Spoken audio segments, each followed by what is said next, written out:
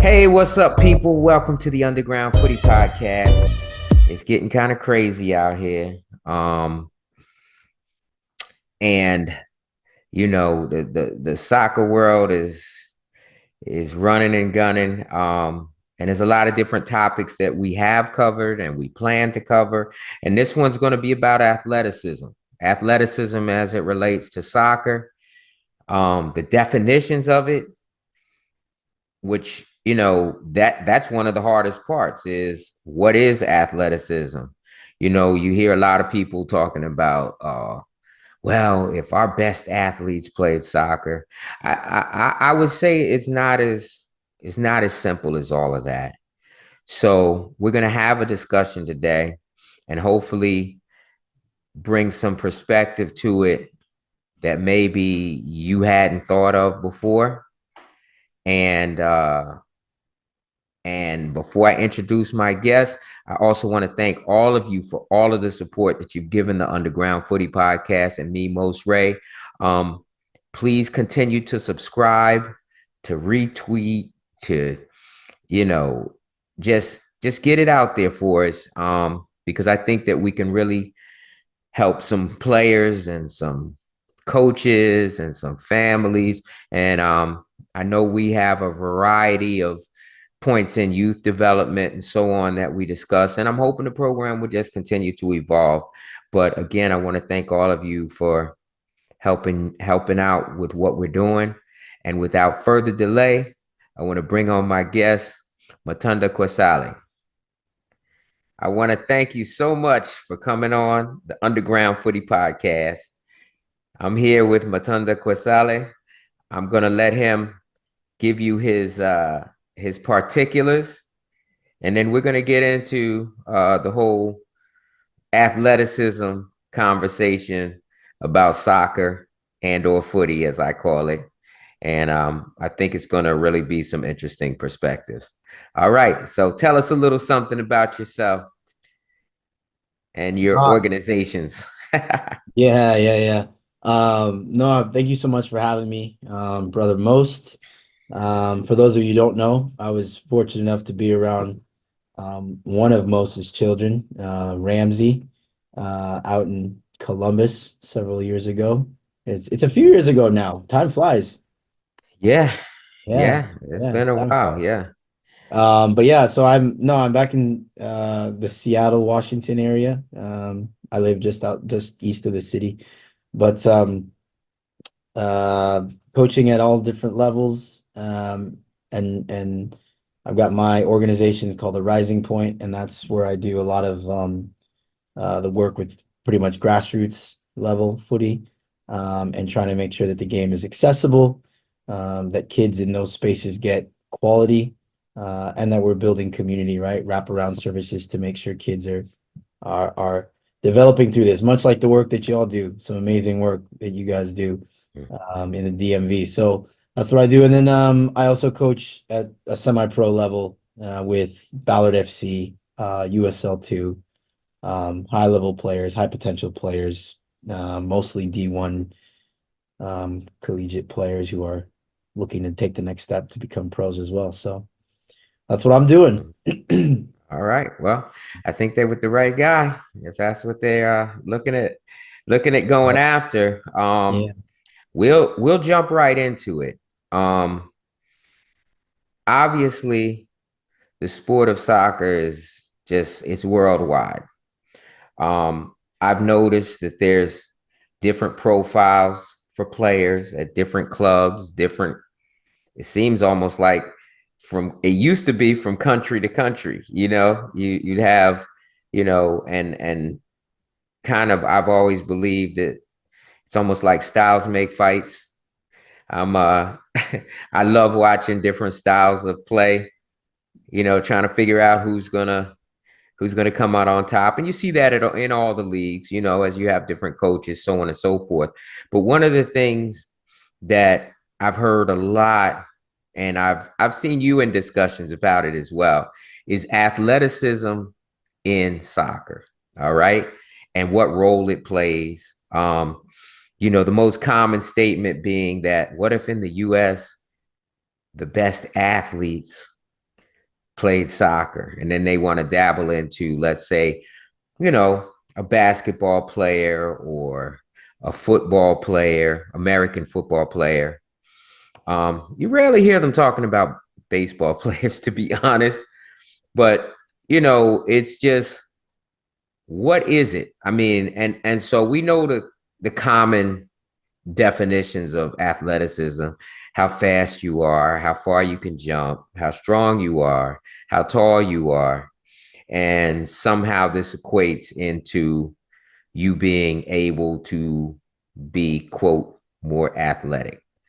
Now, me and you have had conversations and you've expressed that there's other definitions or ways to address it, even other definitions of what people are really talking about. So if you could just give me a view of what do you feel the role of, and for the sake of not having another word and not confusing people, the role of athleticism when it comes to soccer. No, it's a rich topic. And yeah, you and I have had conversations about it. So I think for the listeners, we'll keep language similar because people use, I think obviously people are used to that. And I've made the point right to you in private and in different spaces I've been where the messiness of the language is part of the challenge in terms of really dissecting what's going on, like on a football field or on a soccer pitch, global football, I mean, on a soccer pitch.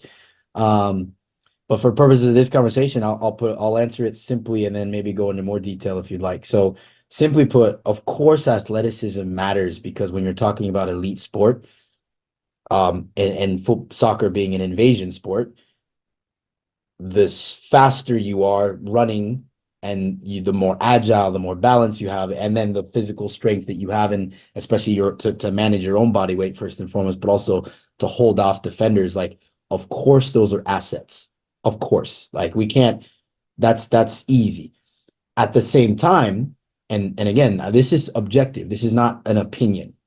At the same time, when you look at football players around the world throughout the history of the game, and even here, this is a sport. This is a sport in which it allows for a wider range of profiles. I use that word, right, in terms of the bodily composition of the participants. It allows for a wider range of these people to have success in it. And I'll just give a quick example, and just a quick juxtaposition if you want.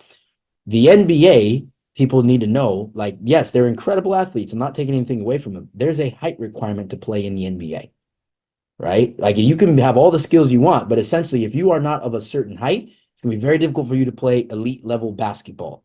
That's just across the board. And of course, there are exceptions, but the exceptions prove the rule. If you look at soccer, on the other hand, just in terms of just height, right? If I just isolate that characteristic of someone's profile, there isn't the same height requirement to be good or even great, right? And again, I'll give you a clear example. The three best players who have ever played, right? And I use that, maybe that's a little bit more subjective, but it's almost subjective, right? Universally, people have, Uh, yeah, but I'm saying be very intentional. right. We're not going to take it to the barber Universally, shop. yeah. Universally, people have in any order Pele, Maradona, and Messi. I'll just go chronologically, right? Pele, Maradona, and Messi in their top players who have ever played. All three of these individuals are, I think Pele was the tallest at 5'8", Maradona the shortest at 5'5", and Messi's like 5'7". Now, these are not just like players who had a decent career. These are some of the greatest who've ever played. So what is that point? Again, that just shows you soccer allows for a wider range of profiles to still have success. So that's very clear. So I guess that I'll throw it back to you, and we can go deeper as to why that is, and that's I think where the conversation becomes really rich. But Hmm. that's, yeah, 100%. That's point number one. Okay. Now, like, it's funny because obviously you have your outliers, and then you can argue whether you're talking about like Peter Crouch, right? Who a lot of people Mhm. may not know because he's an older player, but I discovered him later on because I was, I mean, what was he like 6'7" I think or 6'7". Yeah, skinny. Yeah, yeah. yeah, yeah, yeah. All Now, although I will say I don't know how many people went on the pitch and were like, I'm Peter Crouch. You know what I'm saying? Like as a kid, right? Mhm. And then you look at a player like, let's say, Adama Traore, different type of look Yeah, absolutely. than your average player. Much bulkier, 100%. Right, Yeah. right, right. Um, I know you could probably lay out many, many more when it Hmm. comes to that. Um, Something I would say is that, I had a foundation in athletic training. And one of the things that we would talk about or that had to be recognized was the difference between absolute strength and relative strength. And the best way to kind of get into that would be absolute strength would be the amount of force you can create, usually with some form of leverage, whether it be a bench, the floor, you know. Relative strength would be based on your size. So, in other words, someone may be able to bench a whole lot of weight, but they might not be able to do 50 push-ups. Hmm. You see what I'm Hmm. saying? No, absolutely. Um, Someone might be able to create a lot of force on what they call a vertimax with a Hmm. jump, but they might not be jumping nearly as high as somebody who weighs a lot less Hmm. relative, right? Hmm. So for me, relative strength, speed, things of that nature can definitely be an advantage in a lot of sports. I mean, we talk about, like you talked about basketball. I mean, quite obviously, the hoop is 10 feet off the floor. There's Right. Which math. is why I There's isolated height. Yeah, right. yeah, There's absolutely. math. There's math Alongside. in that. And being the father of a player who's not super tall, you Mhm. know, he never was concerned with it, and I never concerned him with it. It was just about, for the most part, you have to be very determined and you have to work on as much skill and IQ. Now, that's probably a whole nother conversation. But what do you think are some of the things that trip people up when they try to talk about that? Like, we'll start with maybe very young players. And we say very young, I'm not going to talk silliness like 3, 4 years old. We'll push it up to about 9 or 10. And what do you think should be the expectations of coaches first? We'll say coaches first and parents for players at that age, and also trying to make, I don't know if it's projections or decisions, about what they potentially, I mean, basically you're just dealing in potential for a very long time. No, absolutely. Absolutely. So what is it that you would tell coaches and parents about that, and players? But I mean, I assume that probably 9-year-olds aren't listening to this particular podcast. Yeah. It's not really, you What know. would I tell them about like a lack of size per se, or what's Well, exactly? a lack of size, or just what is it that what are you looking at when you see Yeah, them playing? Because some people really only look at, well, he's faster than you, or he's right. faster than mine. And then Absolutely. and then there's concern, right? And they Yeah. don't, and I having watched kids from very young to guys that are now playing in the Premier League and in college soccer, D1, and some in semi-pro situation. I mean, all levels. I can Yeah. tell you that while there are some that ran at the front of the pack all the way through, there's many more that did not. Yeah, At no, some absolutely. point, they weren't the first one picked. You know what I Hmm. mean? Hmm. So, what is your suggestion to coaches, let's say, when they're looking at a batch of kids at the age of 10 to 12? They got 50 to they got 50 kids. They're gonna pick 18. No, not 18, because they play 99, I think, at that point. So they might be picking 12 or 13. As how would you suggest that a coach deal with that situation? And how should a parent respond to where maybe their player is slotted initially? No, it's you asked also previously, I believe, what trips people up and it's Yes. part of the same question. Okay, I let me answer that first because I think it'll help Mhm. with the rest of my response to that, which is what trips people up, quite honestly, in my experience and in also, working with coaches, and working with parents and players, is a lack of understanding of football interactions, of soccer interactions, and what happens, like what happens before a player comes into contact with the ball. Because even in the example you just said, and I can picture it, right? We can all picture it, like players are chasing after a ball, or one player just receives a ball, and now they're confronted with the defender, and it's like me against you, and it's, who's faster, this and that. Like there's certain things that players can be made to look a certain way based on the situation. And what coaches have to be very clear on, especially, and then hopefully they can communicate this to parents, but also what parents can reflect on is the requirements of this sport, right? And I think in a previous conversation and even off air, you and I have discussed, right, at length, the difference between soccer and, let's say, American football, right? American football is a collision sport.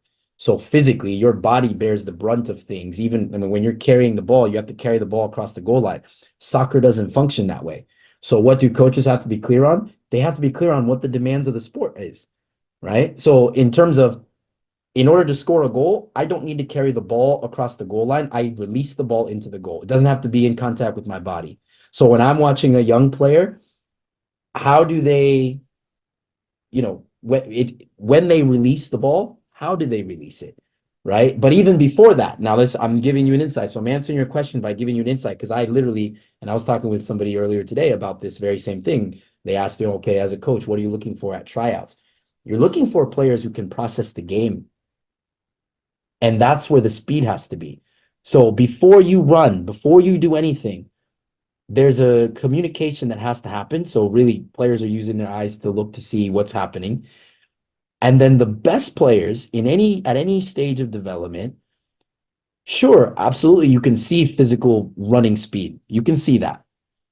But what you sometimes, what novice observers cannot see sometimes, but what, critical people with a critical eye, so hopefully the coach is watching, should be able to see is the decision making that the player does before they even make a contact with the ball or make a play on the ball. So even defensively, the same thing, right? Because there's a difference between a defender, for example, uh, solving a situation because of purely speed, and a defender who doesn't necessarily even have to run that fast because their body was in the right position and it was oriented in the most optimal way. You get you get the difference, right? Right. Now let me ask you, Mhm. should that be innate at that point?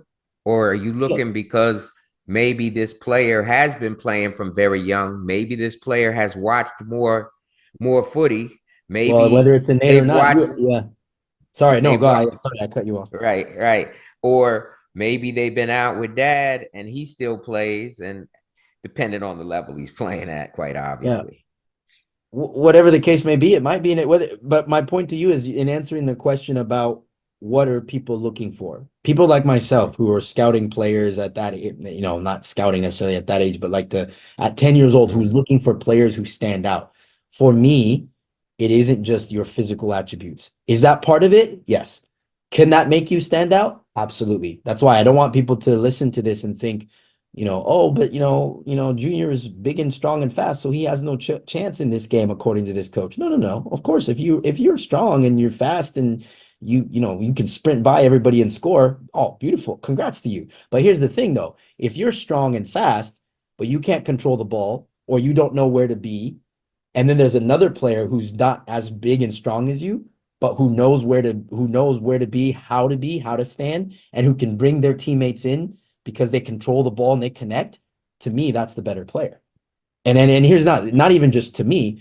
that's the player who has a higher ceiling in terms of the game. If the other player who's big and strong, whatever, doesn't know how to control the ball or how to because there's certain things you can't teach later on. You get what I mean? Right. Mm-hmm. And there's certain things you just can't like you can improve, I get it. There's some debates on this online about it in terms of, oh, but uh you can teach people to be faster and this and that and the other. Kind of not really. Sometimes you're blessed with a certain speed and you can improve it incrementally, yes. And you can make someone more efficient, yes. But however fast you are, like Mbappe, for example, Mbappe's been a fast player his entire life, right? There isn't a coach who was like, Mbappe, I'm going to make you a fast player. But the thing that you can, that he had to develop at a certain age was his feel for the ball and the way he does things, right? That's you develop really early, right? And this is the thing about Mm-hmm. this sport that's different than also other American sports, which is, and of course, there are people who debate this, but this is not subjective what I'm about to say. So I don't want people to be confused on this point. And this isn't to disparage other sports. It's just to be very clear. Because you play this sport, soccer, with your feet, and it's the only team invasion sport in which you control the ball with the same limbs that you're running with, right? Which is a challenging thing. Mm-hmm. That process of, in terms of really harnessing that skill begins very, very, very early, right? So it's something in which if you don't do that early, and the evidence for this is you study the game at the highest level and look at the case studies of those players who reach a high level and look at when they started to play. Very, very, very rarely, if ever, will you find a player at top level who didn't touch a ball until they were 12. You know what I mean? That's really, or 10 even. Like that's really, really late. And I know with your boys and what you do with your program, that the earlier you start them, the better it is for them because they have to learn these skills when they're young. There are plenty of physically, you know, you can say powerful and fast people all around the world who love the game of football or soccer, but who can't play. Why? Because they didn't develop the skills when they were younger. So what are we looking for? What is someone like me looking for? And what should coaches be encouraging at a 10-year-old session? Mm-hmm. Do the players have a love affair with the ball? Of course, it starts there. Are they confident with it? Are they courageous with it?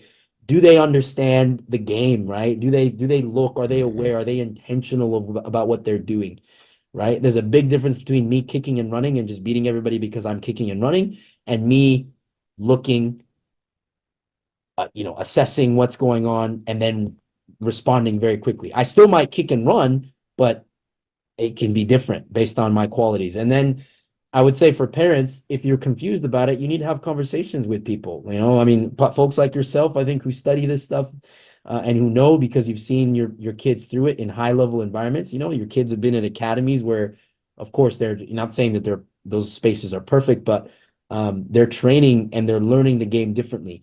And if parents are confused about it, yeah, ask, because I try to think that I have a pretty open door in terms of parents. Like, hey, this is why your Mm-hmm. kid is not playing with those other kids over there. Because while they may be very good and while they may have certain attributes over there, and you can see it because it's very clear, what those kids are doing is very different. And often, I'll be honest with you, and I'll end with this and turn it over. But I actually don't even think it's that difficult of a conversation, right? Because you can see it, right? It isn't difficult to see the kids who stand out in regards to this sport at a young age. At 10 years old, I can walk onto a field. Within five Right. minutes, I'll tell you who the best player is.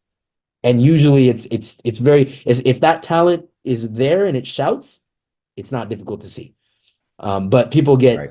what trips people up. I'll wrap up with this is yeah, the lack of understanding of how the game works, and then also maybe their own subjective lens and trying to take, American sports and the way those function and trying to project that onto soccer, right? And it doesn't work. Mm-hmm.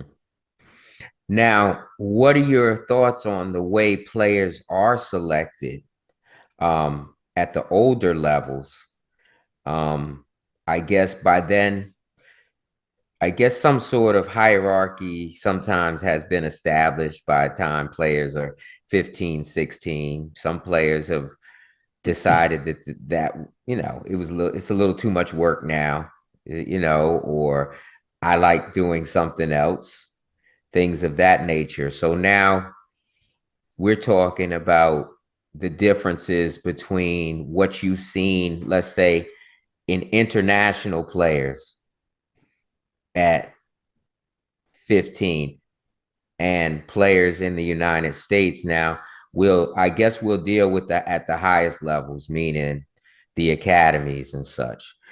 Do you feel like in places like Europe that they make their selections based on their own preferences from club to club? So, like, people talk about how many clubs there are in London alone or England per square mile relative to here where territories are protected, so all roads a lot of times may lead to the same place, but that doesn't mean necessarily that the players that you're trying to get fit into your mode. So how do these profiles that clubs may have, how does that affect the selection process Or the American player specifically? for the American player and then overseas? I don't know what if you're familiar with that. Yeah. Um, Well, I can't speak. Yeah, I can speak. I mean, let's start with this. I think with the American, well, the in the US, part of the challenge, because people say all the time, and it's in line with the what you were talking about in terms of the big question or controversy about what if the best athletes here played, right? Which again, I think that's based, a lot of it is in myth, is based in myth. What I will say though too is that part of what people need to realize is the size of this country is actually not um that's not necessarily the advantage that some people might think it is, because the size of the country means that, and let's be real, like large parts of this country are don't have major cities in them, or are have people, living rural lives and really spread out, and then are not really hotbeds for the game, right? Not that they don't like the game, but let's be real about that. So the size of the country makes it challenging sometimes for the top players in any region to face like competition, right? And so what happens is there's a diffusing of that talent, um, which makes it challenging on just a developmental level for those top players, right? The top end. Because the difference obviously between getting in a car and driving 3 hours in some situations to find the next best game or top players, like consistently, right? I have to drive 3 hours or 4 hours, whatever, and places in Europe or other places around the world where the next best competition is 20 miles down the road. You get what I'm saying? Like that's very different. right. And the density, the population density of a lot of these places is what creates this hotbed. There's a reason why, for example, the outskirts of Paris or within Paris produce a lot of players. A lot of soccer loving people from different parts of the world, especially a lot of African countries, are packed into these places, and they play concrete games on concrete surfaces, right? Mm-hmm. Futsal and things like that. And and every type of athlete as well in terms of their physical profile. And you can see what the Mm-hmm. French team is made up of. There's a direct correlation there. Obviously, this is why Brazil's produces more players, exports more players than any country, is because players are packed in and they're constantly playing futsal. And in the US, this is a challenge here. And not to say that the talent isn't here. I may have a different opinion on this than some, although I think I'm pretty confident in saying this. There are talented kids here that can rival, just in terms of not necessarily the number of them, right? The quantity of them, but in terms of quality, there are some players here that will rival the talent in any place on earth at a young age. So you not 10, At a like young age, right? yeah, absolutely. There are some amazing little ballers. Like you know, people need to be humble when it comes to this sport. Nobody has this 100% figured out, right? It's just some people have been doing it a little bit longer, and some people have things going for their environments that produces a hotbed of players. But when we talk about just pure talent from a young age, I promise you, I've worked with kids who are as good as any kids anywhere in the world.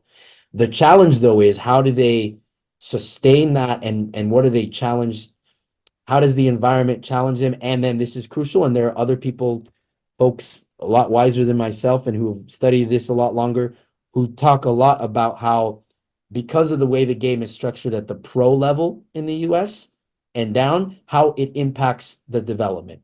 So, for example, this is where you have discussions about the role that USSF and MLS, for example, as the top league play in the development of the American player, right? And how it there's a strong case to be made, I think, for those entities not doing the best job because they're kind of putting a lid on it in a way, based on uh, the closed nature of that environment, right? The fact that you don't have Mhm. promotion relegation, not just in and of itself, because there's other things that go along with that, but the fact that the ecosystem is what it is directly impacts how much people pay, um, and sort of the options that young players have. You take all of that together, the size of the country, the relative, you could say, relative to other parts of the world, how still the game is fairly young here, right? It is. I mean, MLS started in 1996,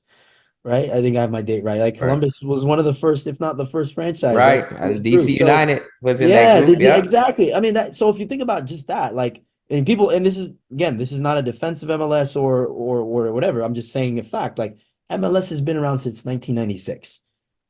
So when people start comparing what the players are doing here compared to other places in the world with leagues that go back to with like uh leagues that have been consistent, right? Leagues that have been there um since the late Mm. 1800s or an early 1900s. I mean, come on.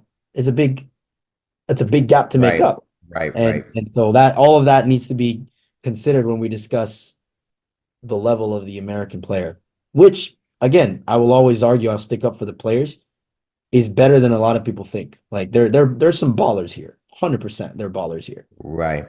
Now, what the other side of that is now, people do look at, oh, well, this one looks a certain way, whatever. But I think that even though this conversation kind of evolved into a area that I really um, think about a lot and use a lot is mentality, right? Now I know, like I said, we pulled it in on athleticism. I think that what you're saying, I'm hoping that it gives people food for thought. But now we also, I'm throwing you a curve. We're talking about mentalities now on players, um, their determination. How much do they love the game and how competitive maybe they may be.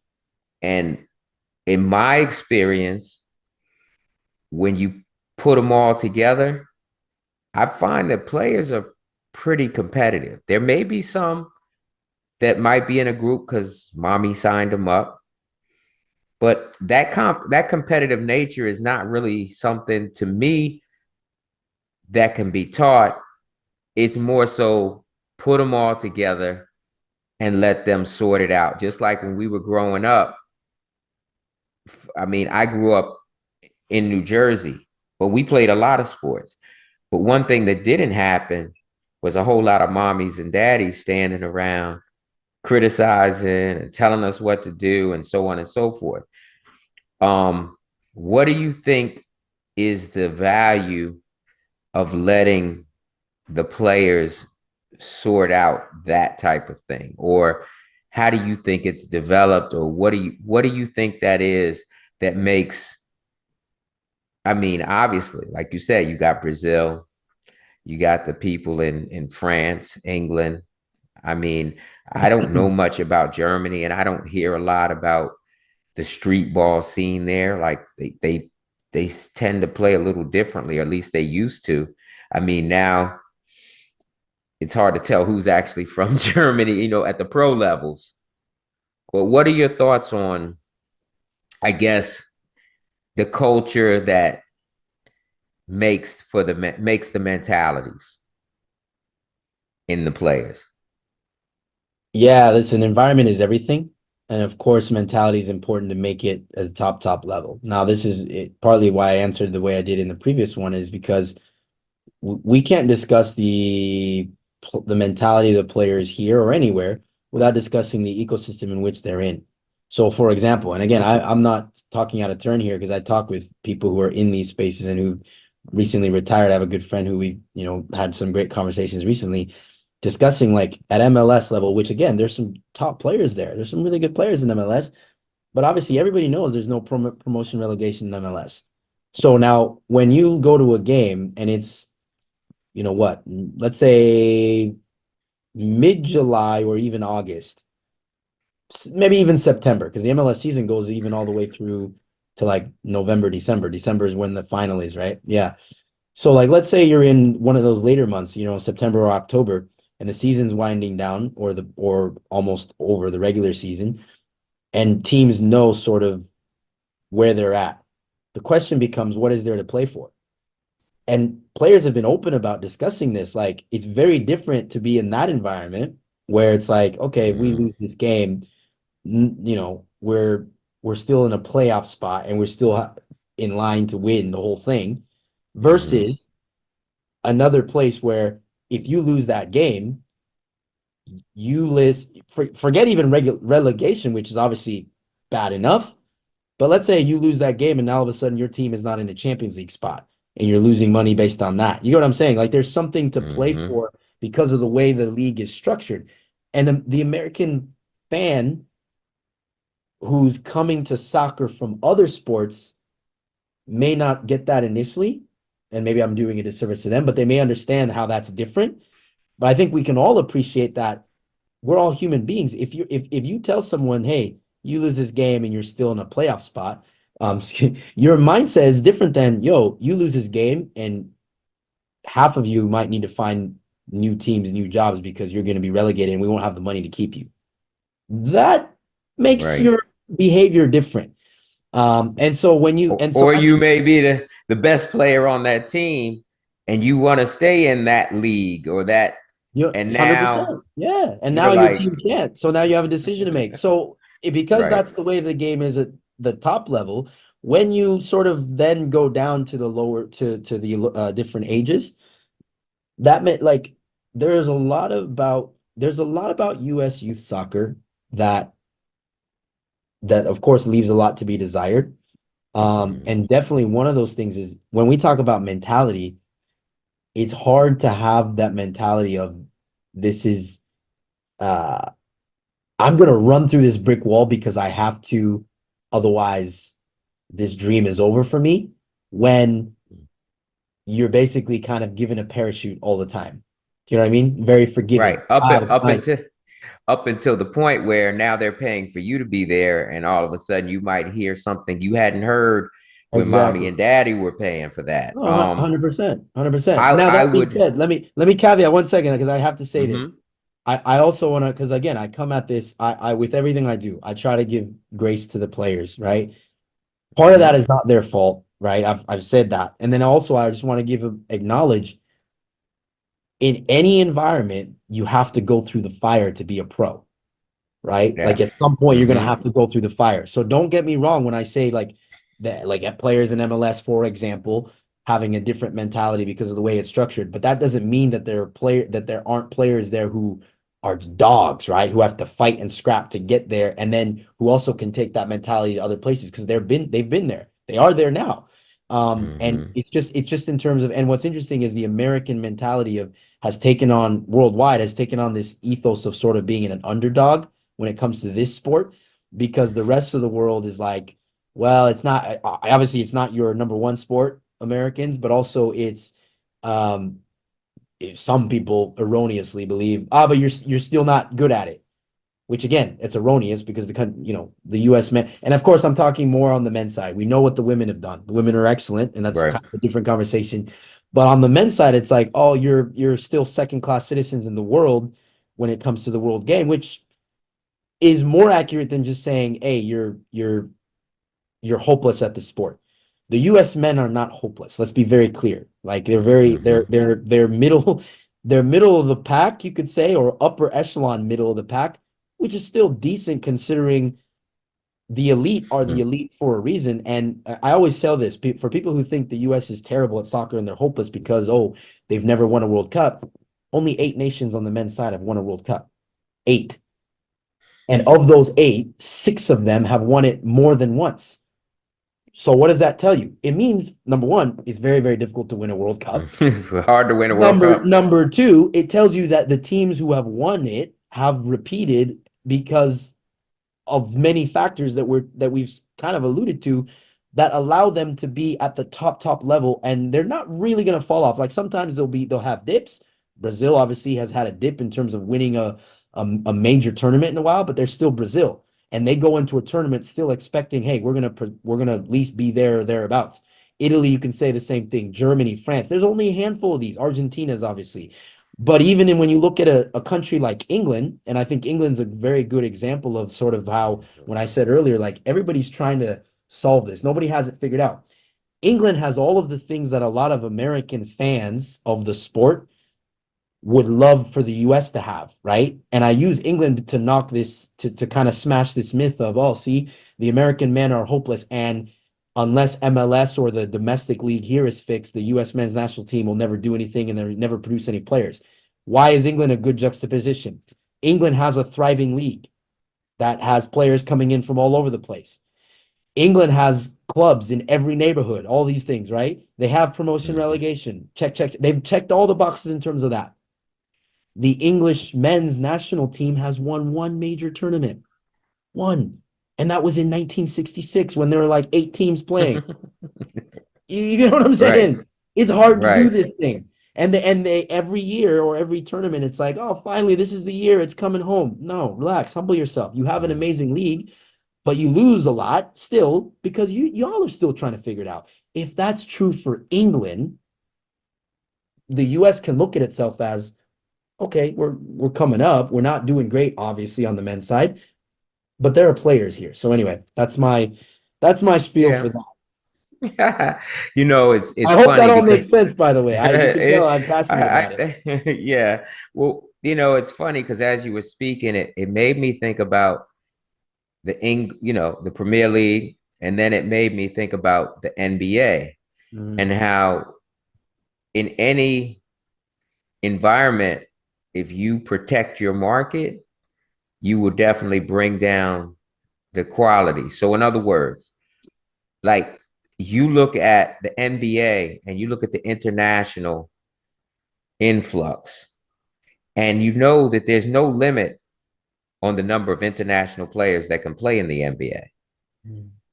Now, if you go to FIBA or, you know, European basketball or baloncesto in Real Madrid, they limit the number of foreign players with the thought being they will increase their ability to have better players, right? England, I mean, the percentage of English players in the England league is much lower. I mean, they still make hurdles and things for you to jump through. Like you got to have international caps and, to get in your visa and so on and so forth. But at the end of the day, part of the reason why that league, in my opinion, is so good is because everyone has to fight to get to that league, the same way you do in the NBA. Now, if I remember correctly, Italy had a situation where at one point they had a national team coach that said you have to play domestically in order to make it onto the team. Mhm. That didn't work out well for them. It did work out well. And, when you rotate that back to, you know, like even when I've watched as these kids now get together and they play, right? I'm talking about from 12, 14 up to 20 something, and they meet at a park or whatever. And what I found having initially organized these types of things, mostly in the futsal space, because I would have to, rent a space, and I say, hey, you guys come on out. We'll toss the pennies out. We'll roll the balls out. Hopefully, the parents will just sit in the stands and talk and not try to be involved. And we just run a clock to help y'all split it up. And what I see is that, like, we had an incident, not an incident, we had a time when we brought together a group of kids, invited everybody out, said, we're going to chop it up and you guys pick your teams and go play, right? Well, there were some young ladies that had come out as well, and they picked each other. They didn't integrate in. It would have been harder probably for them to integrate in with the guys because the guys didn't know who they were and they made assumptions. But it was funny because they didn't even pick guys they knew were very good. They picked their friends, and they got to playing. And pretty much, it was a one and done, or, first one to two, or whatever the case may be. And they were getting run off the court. And one of the moms came to me and said, you should mix these teams up. And I had to tell her, I said, this is what we call a no mercy open run. And we're not mixing anything up. And they continued to play together. And you know what? They enjoyed it. And I'm pretty sure, like, I know that at least three of these girls are playing Division I footy right now. And they did play some of them with boys teams at, probably at the younger levels. Because later on, especially in club soccer, no parent wants to know that there's a young lady playing on the top team and their kid's not. So, I mean, there's the political pressures. But what I've seen is even when we go out to the parks, there'll be a younger group of kids that come out. They come out to play together. They might get ran, but guess what? Over time, they're the ones doing the running if they're willing to keep taking that hit, Yeah. but Yeah. that's Yeah. that's organic to me. And I try not to, and I've seen times where I'm like, whew, they need to trade for a different play. You know what I'm saying? But it at the end of the day, if you watch it a year or two later, I mean, I can say that I could name names of kids that I saw come out. Um, I'll give an example. I don't think he'll be offended. Young man named Chris Applewhite. During COVID, I admit we were breaking rules. We sneak off to the park and let the kids play. So he came out at the time. He was younger than the rest of the guys. I mean, he still is. He's a '07. And you could watch, and he looked like he was trying to sort it out. He got out there. The guys had no mercy. If he had the ball and they needed to run him over to get it. But all that to say that Chris Applewhite signed a homegrown deal with Nashville, Mhm. and he is doing extremely well. And the same thing happened to him in futsal. The younger guys got to go up against the older guys that may be Yeah. stronger, faster. But you know what? The ones that kept coming back, you saw it. You saw it. And that's why I would get offended if I said, hey, there's an event or whatever, and a parent, or even worse, a player would say, well, who's going to be there? It doesn't matter if you want to play because you don't know who's going to be there. But chances are you won't be the best one there, okay? That's all you got to know. Yeah. Because the ones that ask the questions are not usually going to be the best players.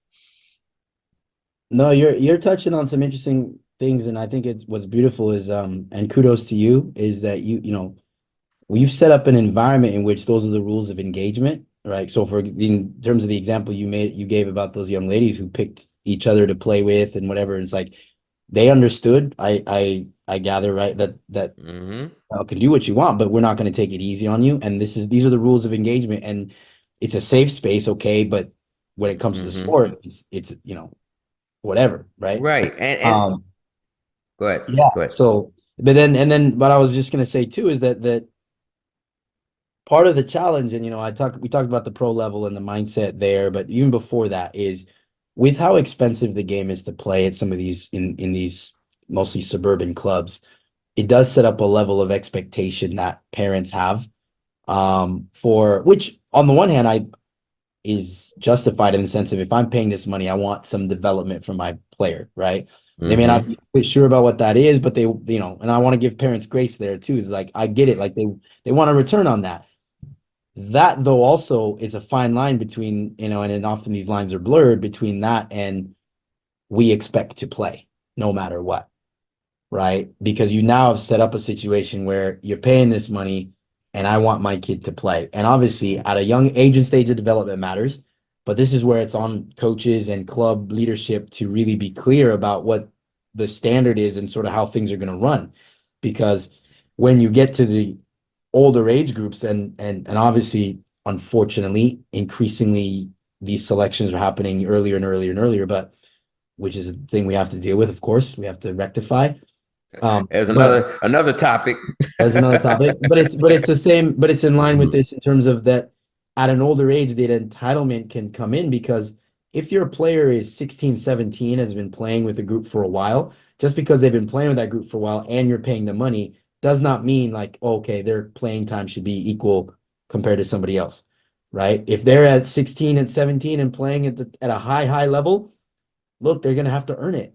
And their growth, their maturation as a player might be best served not getting as much time because they're not deserving of it for whatever reason in the eyes of the coach or whatever. And then Mhm. learning how to make sure they are on the field because guess what? When they're trying to go, and a lot of players want to play in college, I hear that all the time. What's funny is people will sometimes have an issue with not being selected. I've seen this happen, right? And maybe you have as well.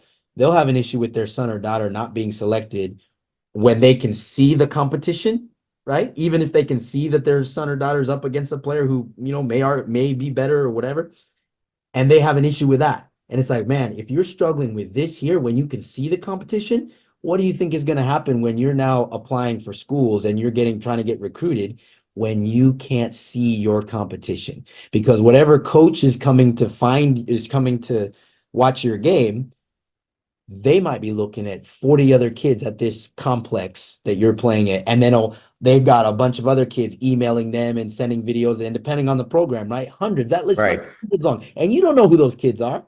And you're like, oh no, I'm good enough, but you haven't even seen that level. You see what I mean? And they can still be a level of entitlement there, like, oh yeah, but I gotta play. Really? Why? Why?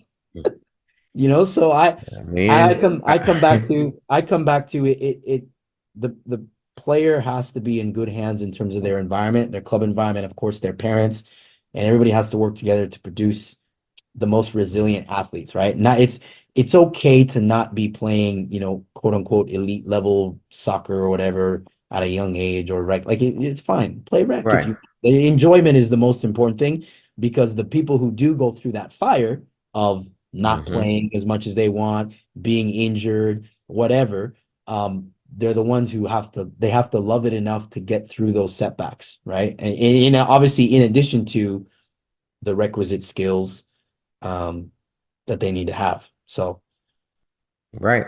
And yeah, not even, and look, and we're not even touching on the whole part of dealing with injuries and things of that nature, yeah, it's a whole nother which thing. that's a whole nother episode. We got lots of episodes we could do. I'll Yeah, invite you back. yeah. Can I make one another point though? Because I think to Yeah. come full circle, what you talked about, Yes. I want to highlight something that you said about you use Chris Applewhite as an example of a player who, correct me if I'm wrong, grew up playing with older players, right? Am I right? Yes. Okay. Yes. Now, what age do you think he was, or what age was he roughly when you sort of got to know him and he started playing with older players? I would say he was probably 10 or Okay, beautiful. 9. How Right. how big how big was he when he was 9 or 10? Look, he'd be mad if I posted pictures, That's but fine. You can just tell, he yeah. look. He was almost looking eye to eye with Ramsey, who was 2 years older than him. Yeah. I love it. And I Love it. will say, Ramsey is a stout 5'8" at this point, and Okay, yes. Applewhite is listed as 6'2". So, Okay. So safe to say, no, because hmm, we started this talking about athleticism in soccer, right? You see where I'm right. going with it. So I'm just Hmm. pointing this out. So Chris Applewhite at 9 and 10 was playing with older players who were physically more mature. And he was not the athlete. He wasn't even close to be the profile that he's grown into now, right? Well, I mean, That's consider he was out there playing with not just Ramsey, he was playing with Jacob Green. yeah, He was but playing with Christian Fletcher but my and point is Matai. he's playing with players who were bigger and stronger than he was. Mm-hmm. Right. Okay. Definitely. So now here's what's beautiful is, and I know he's grown into being he's 6'2" now. He said I mean I think maybe 6'1", something like that. yeah, all Yeah. right. But he's good. He's got decent Yeah. size on him, and obviously he's got physical Sure. capabilities in addition to his football brain. And this is the part that interests me, Yeah. The or that brain that is I think good. is important. Yes, and why is the brain good? The brain is good because when he was 9 or 10, and you put him in an environment where he's challenged against guys who are physically more mature than he is, it means his this has to be activated He quickly had to find solutions. because it's the only way for him to survive that environment or thrive in that environment was with the solutions that he found that were something other than physical. You see my point? That Yes. tells you what this game, when it comes to athleticism, is it important? Yes. But is it important for players to develop this as their bodies mature, as their bodies mature and grow? Mm-hmm. Yes. Because if they don't develop this, if Chris Applewhite hadn't had the experiences he had when he was younger, right? In terms of not Mm-hmm. just your environment, but any and all Yeah, the his girls father around took him. him into all kinds of environments. Absolutely. So if he didn't have that from a young age and he started playing when he was 14 and just said, "Yeah, I'm athletic, I'm 6'2", and I can do all these things, I can run all this," and you try to put him and try to play footy, Mm-mm. it's not going to work that way. That's the main people. If people listening to this understand what we're talking about there, right? And how the game functions. He's good because from a young age, he had to use this. And as he grew and became the athlete that he's now become, that combined with what he developed as a younger player means now he's a pro. And congrats to him. I actually really, real quick, I got to shout out him. How do you pronounce his dad's? Is it Chiron or Kyron? Kyron. Kyron, forgive me, Yes. but Kyron Applewhite, he DMs me. We actually get apparently messaged years ago. Yes. But I want to just shout him out and say hello if he's watching this, or Yes. maybe he will watch it. But I Yes, want to say and hello and congratulations. he's a good friend of mine, and at the same time, Hmm. he is someone who, as a parent, learned about the game, Hmm. and he spoke to people that he felt knew more. He got opinions, Yeah, he got information from everybody from, what's his name? The soccer starts at home, Tom Tom Byers, Byer. Yeah, to absolutely. Tom Byer is all I about don't know early how to engagement. say Yeah, right. I don't yeah, know how to say his name, Michelle Ribeiro. yeah, yeah, I yeah. mean, he's always seeking knowledge, but Hmm. he's not the type to think he knows everything. And that's what you can't do. You can't know No, everything. you're always learning. And and my hope is that, like I said, people with younger players will not shield them from harsher environments, because I mean that's the only way to find out if it's something they don't really enjoy or don't want to do. You can slot them in wherever they can have fun, but for those that are trying to play at the highest levels, you can't protect your player and then expect when they hit hard times that they can deal with it, because Yeah. all of them hit it, every single one. Let me tell you, every pro player I know, and I know quite a few now, they've all gone through something and had to come out the other No, side. absolutely. They Absolutely. all do. It's Yeah. been nobody who just boop sailed right through and now they're on the squad, and they battle every day, because I'd like to say, and my friend Keith Fletcher told me this is the only job where the minute you get it, they're looking for your replacement. Yeah. No, 100%. No, you're absolutely right. Absolutely right. So Absolutely So right. okay, I'm gonna let you close it down. Give us how people can contact you if they're interested in, some more conversation or getting you on their podcast. Yeah. Um, No, drop it on us. well, maybe I'm sure you might put the stuff in the show description as well on YouTube, but Yeah, yeah, yeah. It'll be across the bottom of the screen. yeah, yeah. No, I'm real my website is therisingpoint.com. And you can search for me there. Um, follow on, I still call it Twitter, smash all Hmm. that X nonsense. But on Twitter, I'm on at the rising point and then the number one. So at the rising point one. That's my handle. You and I follow each other so they can look you up to get to me or whatever. My name is there. Right? So And no, yeah. I'm honestly I'm blessed to do what I do and to have these conversations. Trust me, I'm not coming at this as just like an expert that's not growing anymore and that stopped growing and that I've got the game all figured out. I mean when I say that we're all trying to figure this out. I am confident though in saying that there are certain, you could say, universal truths, and best practices and pillars and principles that certainly myself and others that I follow and try to work from and try to lead from and learn from others. So yeah, that's what I'm doing. Blessed to be in this game, blessed to have conversations with folks like yourself, blessed to work with your son and others in this game. And I appreciate you having me on, and thank you for the conversation.